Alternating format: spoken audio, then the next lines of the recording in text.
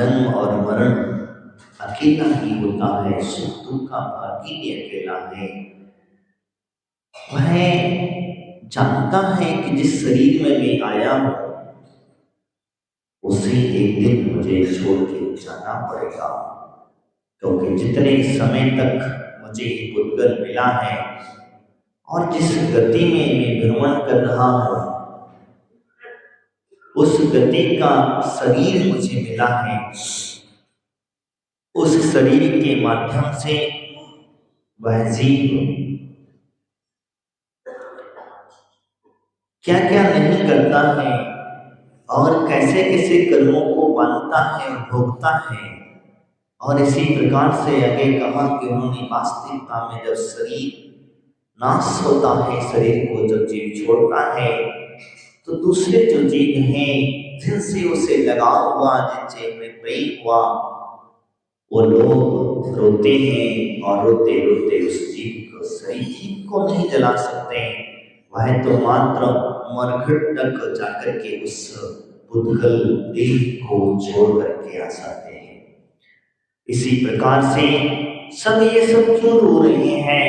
तो कहते हैं सब अपने अपने सुख के लिए रो रहे हैं, चाहे पिता हो, पुत्र हो, चाहे पुत्र वधू हो, आदि हो। ये क्यों रोते हैं? क्योंकि इनका सुख समाप्त हो गया है। सबसे बड़ी बात यह है, वो जीव चला गया उसका दुख नहीं है, वो किस गति में जाकर के जन्म लेगा उसका दुख नहीं है, उसकी गति सुधरी या नहीं सुधरी उसका दुख नहीं है। दुख तो मात्र ये है कि अब ये हमसे जुदा हो गया है और जुदा होने के बाद इसके जो कार्य थे अब कौन करेगा? इसका जो कार्य था अब कौन करेगा? इसके बदले का जो काम था अब कौन करेगा? इसके लिए वो दुखी हो रहा है, बाकी का कोई दुख नहीं है उसे। और वही दुख के लिए कहते हैं वो उनका सुख था, अब उनके लिए वो सुख उत्पन्न नहीं होगा, क्योंकि अब उन्हें स्वयं को मेहनत करना पड़ेगी। जब तक घर में बड़े बुजुर्ग रहते हैं तब तक चिंता बच्चों को करने की आवश्यकता नहीं पड़ती है और वो चिंता करते भी नहीं हैं। और जिस दिन बड़े बुजुर्ग चले जाते हैं, जब घर की जिम्मेदारी सिर पर आती है, तब उसे समझ में आता है कि अरे गृहस्थी क्या होती है। तो वह सुख नहीं, सुख छिन जाने की वजह से वह दुख को अनुभव करने लगा है। इसी प्रकार से हम कहा तो पिता पुत्र आदि जो हैं, स्त्री आदि जो हैं, वो अपने अपने सुख को रो रही है और सब कोई तुमसे दुखी नहीं है। आगे कहते हैं जो मेले में पंथी जन्म में नेह फिरे धरते, जो तरवर पर रहने बसेरा पंछिया करते। कहते हैं कि जो मेला है, इस मेले में आप मिले हो और मिलने के बाद में एक दूसरे से स्नेह जताया करते हैं। मेले में मिलने वाला व्यक्ति एक दूसरे से स्नेह, बहुत दिनों के बाद मिले हो, कई समय से बाद मिले हो और इतना स्नेह इतना स्नेह इतना स्नेह हो जाता है कि जब वो व्यक्ति छूटता है, बिछड़ता है, तब वो दुखी हो जाता है। यही समझाते हुए कह रहे हैं कि नेक फिरे दर्दे और जो तरवर पर नैन बसेरा पंछी। पक्षी देखा आपने? पक्षी जो होते हैं, पक्षी एक जगह पर नहीं रहते हैं, कभी इस डाल पर, कभी उस डाल पर, कभी उस पेड़ पर, कहीं कोस 4 कोस। और कभी कभी तो देखा है, हम इलाहाबाद में थी, इलाहाबाद में पता चलता है कि महाराज यहाँ पर विदेशी पक्षी बहुत आते हैं। मतलब पक्षी भी विदेशी हो गए बेचारे। बताओ, पक्षी भी विदेशी हो गए। ऐसे ऐसे पक्षी, विदेशी पक्षी वो कहां से, वहां से उड़ करके एक क्रम बसेरा करते करते यहाँ तक आते, फिर पुनः से बराबर का भ्रमण। भैया पक्षी का कोई देश नहीं है, पक्षियों का कोई ठिकाना नहीं है, उनका कोई एक जगह स्थान नहीं है।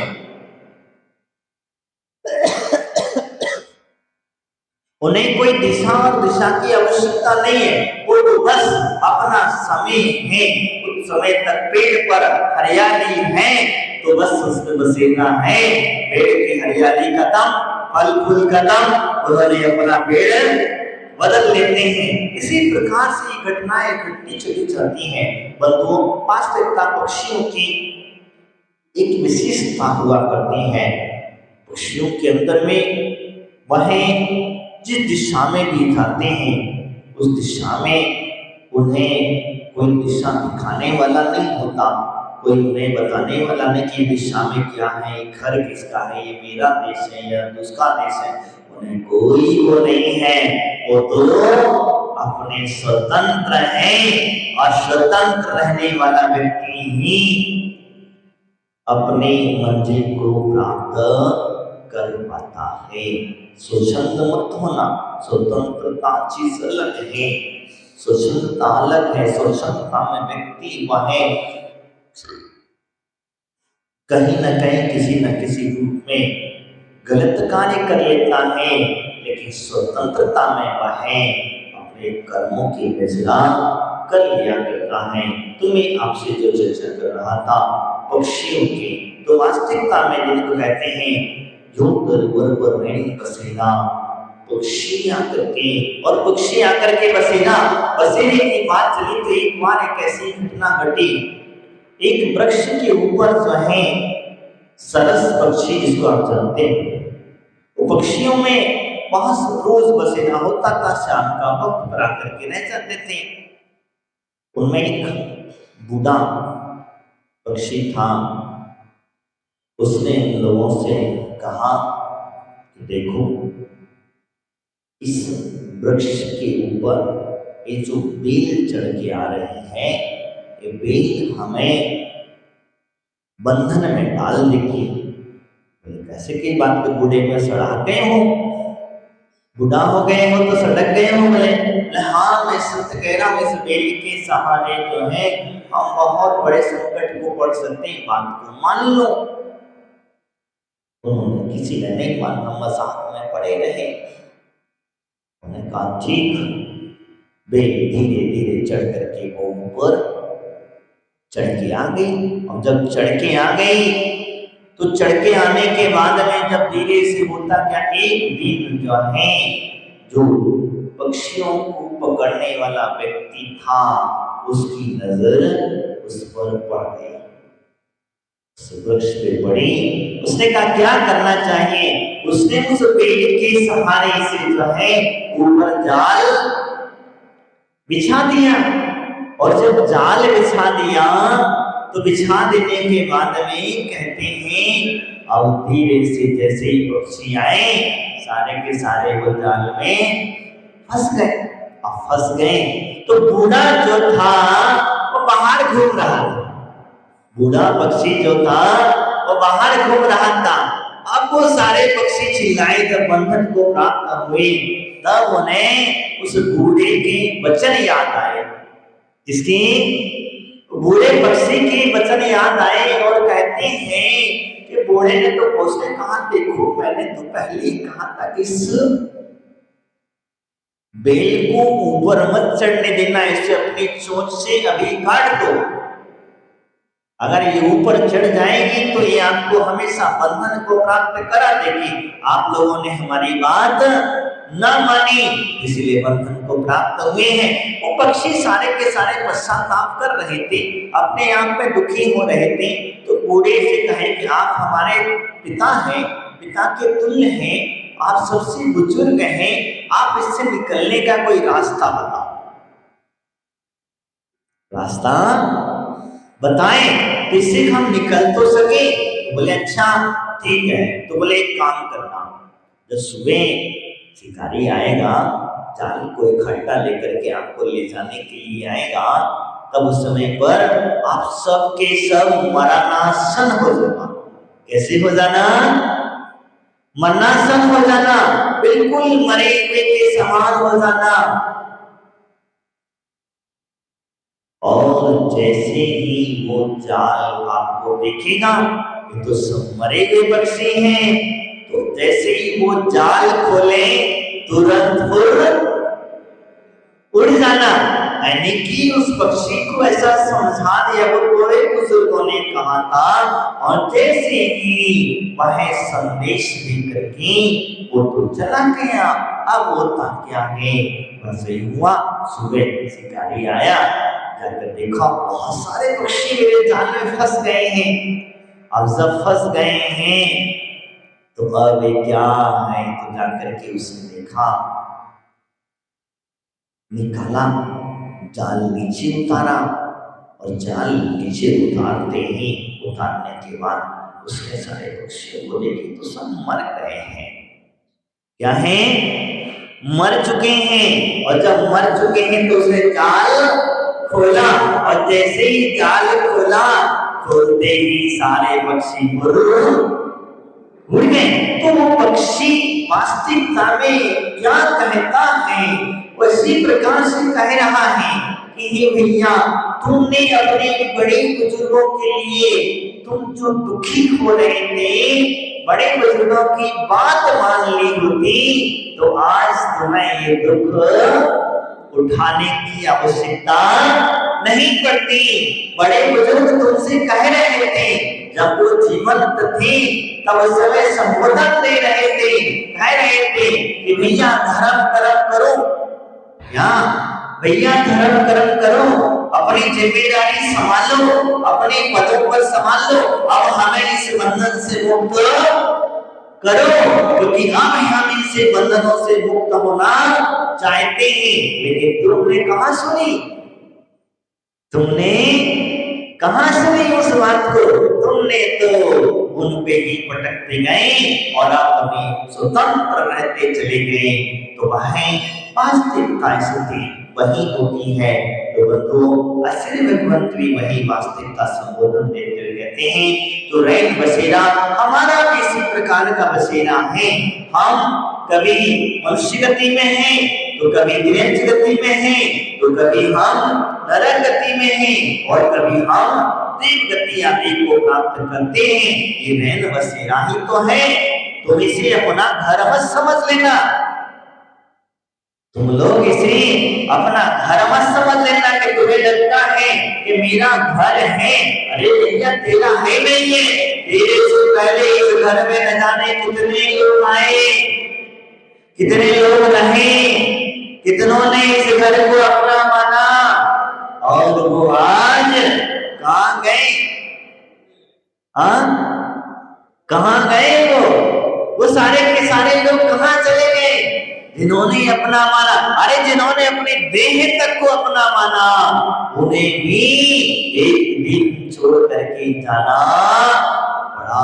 इस देह को हस्त पुष्ट करने के लिए हमने घी पिलाया, दूध दही खिलाया, और नए नए अच्छे अच्छे सब्जियां फल फ्रूट खिलाए, अच्छे अच्छे ड्राई फ्रूट खिलाए, तब देखो तब धोखा दे जाती है। क्या धोखा देती है? जब देखो भगवान की भक्ति करने की बारी आए तो बीमार पड़ जाते हो, जब देखो महाराज को आहार आदि देने की बारी आए तो बीमार पड़ जाते हो, घर में चौका लगाने की बारी आए तो कहते हो कि हमारी तबीयत ठीक नहीं है। कोई सहयोग करने आ जाए तो बहुत अच्छा होगा, हम चौका लगाने के भावनाएं तो है, क्या हुआ? और वही किटी पार्टी करने की बारी आ जाए, पिकनिक करने की बारी आए तो, घर में कोई फंक्शन करने की बारी आए तो, कोई नाचने गाने की बारी आए तो, तब तुम्हारा दुख कहां गया? तब तुम्हारी परेशानी कहां गई? तो ये बुजुर्ग आपसे कह रहे, संबोधन दे रहे कि भैया जिन धर्म ही सहारा है, जिन धर्म के सहारे ही हमारा सब कुछ चलने वाला है, और जिन जिन लोगों ने जिन धर्म को अपना सहारा माना मानना है वही वास्तविकता में अपने उस बात को कहते हैं। ये रैन बसेरा है और रैन बसेरे के चक्कर में आप इसको अपना मान करके मत बैठ जाना। कहीं आपने बैठ करके रह गए तो फिर ध्यान रखना, अगर आपने इसे अपना घर पक्का समझ लिया तो ध्यान रखना आपकी दुर्गति होने से कोई बचा नहीं सकता है। क्योंकि एक मनुष्य पर्याय एक ऐसी है कि मनुष्य पर्याय में से ही चारों गतियों में जाने का रास्ता है। मनुष्य पर्याय से चारों गतियों में जाने का रास्ता है और मनुष्य पर्याय से ही चारों गतियों के कर्म बंद हो जाते हैं। बाकी की गतियों में तो कर्म के फल भोगना पड़ते हैं, वहां बंद नहीं, वहां तो फल भोगना पड़ेगा। और जब फल भोगने समय इसीलिए कहते हैं इसमें कभी भी राग मत करना। अब मनुष्य पर्याय आपको प्राप्त हुई है जब जान ही लिया है कि जीव और आत्मा दोनों अलग अलग हैं, आत्मा और शरीर दोनों अलग अलग हैं, भिन्न भिन्न हैं। एक रैन बसेरे की तरह जैसे पक्षी रात 2 रात 3 4 दिन 6 दिन एक वृक्ष पर ठहरते हैं फिर वृक्ष को परिवर्तन कर लेते हैं, इसी प्रकार से भी आत्मा भी इस शरीर को धारण करती है और शरीर में परिवर्तन करती चली जाती है। और जो संबोधन करते हुए कहते हैं इस प्रकार से बदलने से पहले तुम उस परम पिता परमात्मा के मार्ग पर चलने का पुरुषार्थ कर लेना, मन बना लेना और सर्दी गर्मी बरसात इस सब चीजों पर ध्यान मत देना। ठीक है, कम से कम इतना तो कर लेना तो तुम्हारे शरीर में जितनी शक्ति है सहनन है उतना तो कार्य कर लेना, नहीं तो फिर बुढ़ापा अंत समय जब परिवर्तन करोगी, शरीर का परिवर्तन होगा, देह का परिवर्तन होगा, तब उस समय पर आपको दुख नहीं होगा। इसीलिए हमारे आचार्य भगवंतों ने कहा कि जब समय मिले और धर्म करने की बात कही तो जितना युवा अवस्था में हो सकता है उतना वृद्ध अवस्था में नहीं होता। अब कई लोगों के मन में ये विचार रहता है हम तो बुढ़ापे में धर्म करेंगे, बुढ़ापे में धर्म करेंगे। बुढ़ापे में कभी धर्म होता क्या? कितना धर्म होगा?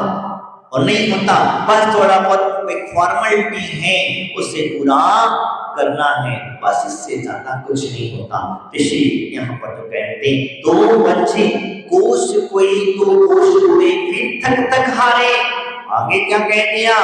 जब जीत जाए क्या होता है, कभी कोश 2 कोश 3 कोश फिर उठता है, फिर बैठता है, थक जाता है, अपनी थकान निकालता है, फिर आगे बढ़ता है। जैसे मनुष्य में बना, अब मनुष्य पर्याय में हो सकता है कभी पुरुष बन गया, कभी कोई स्त्री बन गया, और मनुष्य में कभी कर्मभूमि का मनुष्य बन गया, कभी भोगभूमि का मनुष्य बन गया, कभी वह कुभूमि का मनुष्य बन गया।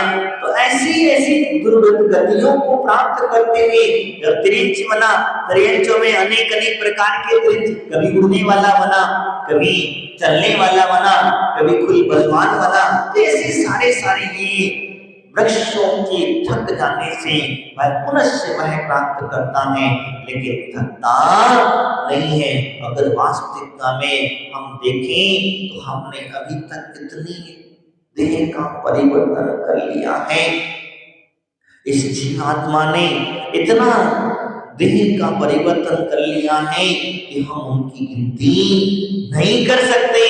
उन सारे द्रव्यों देह परिवर्तनों को इकट्ठा करने में समर्थ नहीं है, फिर भी पुनः इसी देह परिवर्तन में जुटा हुआ है। बंधुओं, देह परिवर्तन करने के लिए कहते हैं अब आप हार चुके हो, थक चुके हो, तो थक जाने के बाद में क्या चाहिए? थकने के बाद क्या चाहिए? क्या चाहिए? विश्राम। और विश्राम चाहिए तो विश्राम कहाँ मिलेगा? विश्राम कहाँ मिलेगा? तो कहते हैं जिधर के सच्चे देव सास गुरु की चरणों के शरण के अलावा और कहीं विश्राम मिलने वाला नहीं है। नार की जीभ देखे आप लोगों ने? नार की जीभ जो है जब उसे काटा जाता, उसे रंगा जाता, फिर भी दुख पाता, वो वहां से बचने के लिए नदी में कूद जाता। नदी में जाता काय के लिए? जो कुछ जलन हो रही है ठीक हो जाए, वहां और ज्यादा जलन होने लग जाती है। क्या होता? वहां और जलन होने लगती है। तब वहां से निकल करके वो आता है पेड़ के नीचे। क्यों आता है? विश्राम पाने के लिए। लेकिन उसे क्या पता कि वो तलवार के धार के जैसे पत्ते आकर के उसके ऊपर गिरते हैं, तो शरीर के टुकड़े टुकड़े हो जाते हैं और दुख मिला पाया। इसीलिए कहते हैं आप कहीं और जाकर के बैठोगे, किसी और की शरण में जाकर के विश्राम पाने की कोशिश करोगे तो वह आपको विश्राम मिलने वाला नहीं है। जिन धर्म को छोड़ करके, जिन भगवान के बताए हुए मार्ग को छोड़ करके विश्राम कहीं मिलने वाला। इसीलिए आपने देखो हमारे तीर्थंकर भगवान हाथ पे हाथ करके बैठ गए, बिल्कुल विश्राम, कुछ करने की आवश्यकता कुछ नहीं। उन्होंने सब करके देख लिया, तुम्हारी तरह ही उठे, तुम्हारी तरह ही समझा, तुम्हारी तरह ही कभी कभी उनमें भ्रांति नहीं होगी, उनके मन में विचार रहा होगा। लेकिन जब उन्होंने समझा कि संसार में अब कोई कार्य नहीं करना है मुझे, और मुझे कोई भी कार्य के पीछे नहीं भागना है मुझे, और मुझे किसी से कोई लेना देना नहीं है, अब तो मुझे मात्र अपने में ही विश्राम करना है। बड़ा कठिन है मार्ग, दिखने में कठिन जरूर लगता है। जब कभी आप अपने अंदर से थक जाते हो, बहुत थक चुके होते हो, बहुत धीरे से अपनी आंख बंद करके बिल्कुल शांत मुद्रा में, कोई जाप नहीं, कोई ध्यान नहीं, कोई भगवान की स्तुति नहीं, कोई मंत्र नहीं,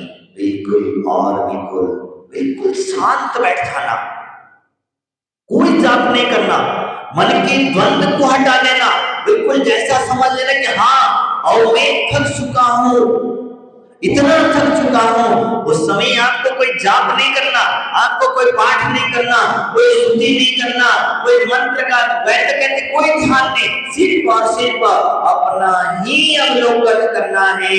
और जिस दिन तुम्हें अपना अवलोकन करना जाएगा, जिस दिन तुम्हें अपने अंदर अपने आप को रमण करना जाएगा, जिस दिन तुम्हें बाहर की दुनिया फीकी लगने लग जाएगी और आप भगवान के जैसे हाथ पर हाथ रख करके बैठ जाओगे, उस दिन तुम्हें सही विश्राम की अवस्था समझ में आएगी। भले आप सो तो लेते हो, लेकिन सो मत जाना, क्योंकि ऐसी अवस्था में नींद बहुत जल्दी आती है।